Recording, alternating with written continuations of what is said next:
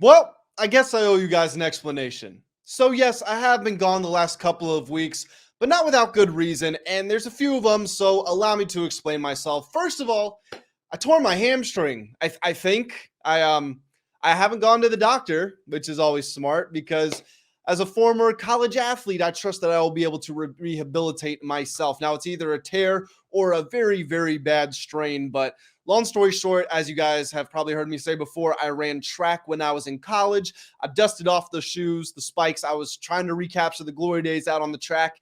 My hamstring went pop, felt it shoot up my leg, and that was all she wrote. And I wasn't able to walk there for a good few days. Even now, we're still, going through the whole rehab process. It's been eventful to say the least. I've been icing my legs with a bag of blueberries, just all sorts of home stuff that probably isn't by the book from any medical professionals, but it's what we're doing over here to get the job done. Another reason was I finally I had enough of my work schedule. I graduated college a couple of years ago, really jumped into the workforce about a year and a half ago. And is my internet skipping? I hope it's not. I got my Ethernet plugged in. I jumped into the workforce about a year and a half ago, and pretty much ever since then, I've been sleeping about 2 to 4 hours every single night, and it's just not sustainable. Working 7 days a week, and it has allowed me to advance tremendously fast in my career field, a lot further than I would have otherwise, and I don't regret it, but it did ultimately catch up to me. And you guys gotta understand with these videos, especially the baseball ones, they took the most with all the editing and the research and the prep and all that. But that's another 2, 3, 4 hours per video added on into the day when I was already only sleeping 2 or 4 hours a day. I started for the past couple of months. I've been pulling at least one all-nighter every week. It just became to be too much. So needed to take a step back, and things aren't going to change too much on this channel. But I will say the daily uploads probably not going to happen. We're probably looking more, a consistent 3, 4, 5 days a week. And we're going to be focusing more on things that I want to do. Not to say that I wasn't before, but that's the motto going forward, just things that I do want to do. And then the third and final reason, which is sort of tied into that, is that I took my first vacation. I went down to visit a friend a couple of states away, not too far, but got out of the house. We went to the beach, actually visited a couple of friends. One of them had their birthday. We were there celebrating all of that. And that's what I've been up to the last 2 weeks. Now, I have still been working my day job, which, again, as most of you know, I work in the sports betting industry. One of my many jobs is I make weekly against the spread picks for every single NFL game for WSN.com, the World Sports Network. If you guys want to check them out over there, they got awesome content up there. I also co-host a podcast with Tanner Kern called Ride the Line, which you can find on the WSN channel. But where I'm going with this is that over the last 2 weeks, I am 22-8 against the spread with my picks from every single game. And I did end up going against myself in one of my articles because there was some information that I was not privy to, and I ended up changing my bet personally, and that hit. So I feel bad about that. But yeah, anyway, 22-8 over the last couple of weeks with the picks here. We've only got one pick because, as we know, this is primetime picks. We are here only to talk about Thursday night football between the Denver Broncos and the Kansas City Chiefs. And without further ado, let's go ahead and jump on over into the main screen. Okay, here we are back in familiar territory, and I'm going to switch up the format. I'm just going to tell you my pick right now. I'm taking the Denver Broncos plus 10.5 points against those pesky Kansas City Chiefs, the ones that have been to that have hosted 5 straight AFC championship games, been to 3 of the last 5 Super Bowls, won 2 of them, won the last one, and Patrick Mahomes has won 2 of the last 5 MVPs, including last year's MVP race. Now, the Chiefs have historically not been great with Mahomes as quarterback when it comes to betting against the spread, aside from his first year as the full-time starter. But this year, they're off to a better start. They're 3-2. Meanwhile, the Broncos are 0-4-1 against the spread. They are still looking for their first cover of the year. Now, why am I taking them to do that in this instance?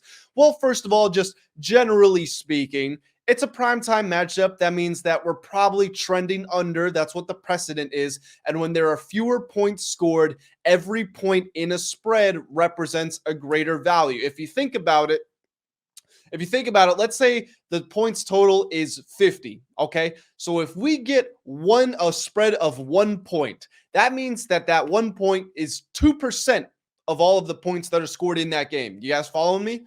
And this would never happen in the NFL, but let's say that The points total is set at 33. The over-under is 33. If we get a 1-point spread, that represents 3% of all the points scored in the game. You guys understand? So the lower the total, the more valuable every points. That's just right there for starters. And I know that the Chiefs defense is significantly improved while the Broncos is a lot worse. There's variance. We're going to touch on that in just a moment. Another reason that I do like the under here is, of course, it's Thursday Night Football. It's a short week. These teams don't have a lot of rest. And it being a divisional matchup, I just think that, again, not going to be many points scored, and that's going to give the Broncos a much better opportunity to cover. Now, with me saying all this, why am I not betting the under outright? Well, there's a huge variance. There's a huge range of outcomes that could occur in this game.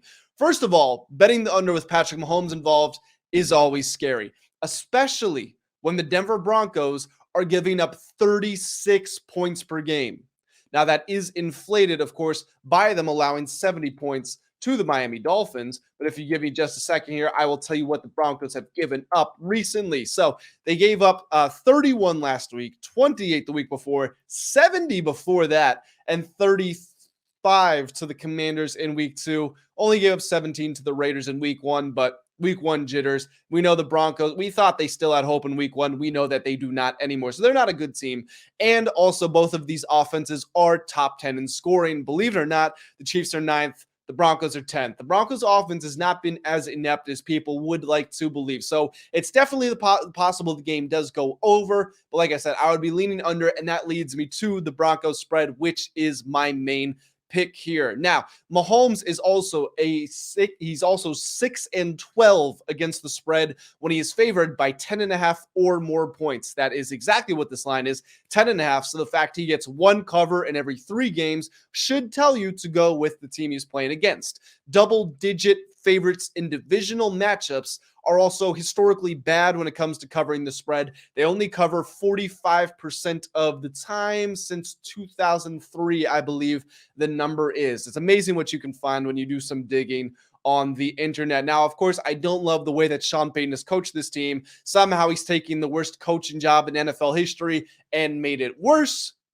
But I think the Broncos can get a cover here. I do believe that they can make that happen. Maybe it's a backdoor cover. The Chiefs also have this thing where they go up early by like 14, 17, 21 points, and then they just kind of run the ball the rest of the game. It's what happened in the Chiefs game where Mahomes had that last second slide instead of running into the end zone. I think the Chiefs were up, 17-0 or 17-3. And then they effectively just stopped trying on offense because they know they're going to win that game. Teams often get back into it, make it look closer than it actually was. A lot like the Jags and the Bills game last week. And the Jags were up by like 17, 14 points late with 5 minutes left. Bills had only scored 7 points. They finished the game with 20. But if you watch that game, you know it wasn't actually that close. The Jags dominated. But I'm off track here. My main pick is going to be Broncos plus 10.5. And if we take it on over to my favorite player prop, I'm going to be going with a lot of plus money value here. I'm taking Jaleel McLaughlin as an anytime touchdown scorer. McLaughlin is a 5'7" rookie running back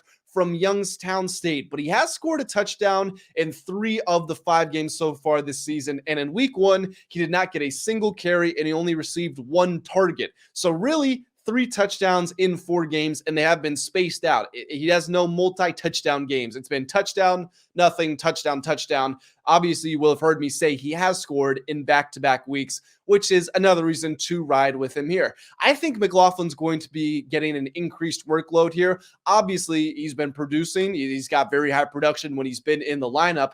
But if you look at last week, Javonte Williams only carried the rock twice. Russell Wilson had the second most carries with 4, and McLaughlin led them with 7. Now, 7, of course, still is not a lot, but they were trailing and they had to throw the ball a little more, which is great because each of McLaughlin's touchdowns in the last 2 games have come through the air. They like to use him as a receiving back, which when you're playing a team like the Chiefs, you don't necessarily want a 5'7" guy running into the gut against Chris Jones. So the fact he can catch balls on the outside and break them loose for some big gains, I think his loan was maybe 28 and 22 in the last 2 weeks, whatever it is. He can run it. He can catch it. He scores a lot in his young career. So we like him there. Field Yates, also a huge fantasy guy. Sure, you guys have seen him on your ESPN app. He's been saying that he thinks, and he is also calling for McLaughlin to get a larger workload. I don't expect Sean Payton to completely ignore the momentum that he has built and the performances he's turned in.